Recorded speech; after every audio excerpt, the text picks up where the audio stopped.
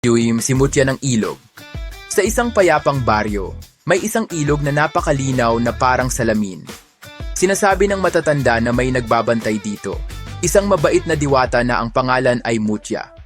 Isang araw, naglalaro sa tabing ilog ang isang batang lalaki na si Dario. Habang nanghuhuli siya ng maliliit na isda, nadulas siya at muntik nang mahulog sa malalim na bahagi. Dario, "Ay, tulungan niyo ako!" Biglang kumislap ang tubig at lumitaw ang isang magandang nilalang na may makinang na buhok at kumikislap na palda. Siya si Mutya ng ilog. "Mutya, huwag kang matakot, Dario. Hawakan mo ang aking kamay." Dario, hinawakan ito. "Ikaw ba si Mutya na sinasabi nila?" Mutya, "Oo.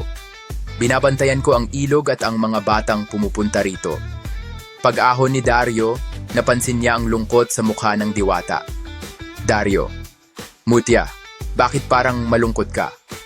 Mutya, "Unti-unti nang dumudumi ang ilog dahil sa basurang itinatapon ng ilang tao. Naghihina ang agos ng tubig at nagkakasakit ang mga isda." Dario, "Ayaw ko rin ng maruming ilog. Paano kita matutulungan?" Nagliwanag ang mukha ni Mutya. Mutya, "Kung matututunan ng mga tao ang pag-aalaga sa kalikasan, babalik ang lakas ko at muling sisigla ang ilog." Kinabukasan, pumunta si Dario sa baryo at kinausap ang kanyang mga kaibigan. Dario, "Hindi na masaya si Mutya ng ilog. Kailangan nating linisin ang ilog." Kaibigan, "Totoo bang nakita mo siya?"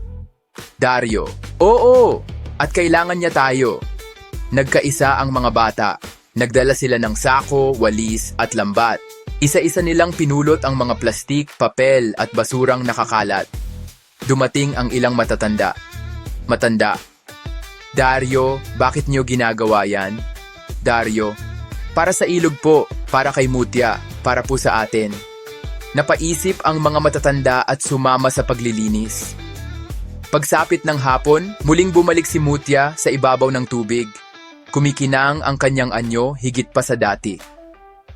Mutya, "Dario, mga bata, maraming salamat. Ramdam ko ang inyong malasakit." Dario, "Gusto lang po namin maging maganda at buhay ang ilog."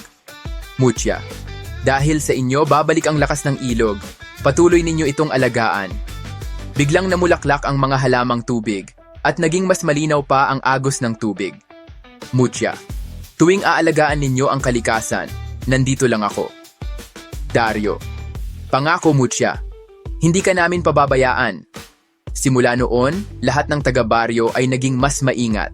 Walang nagtapon ng basura sa ilog at palaging naglilinis ang mga bata.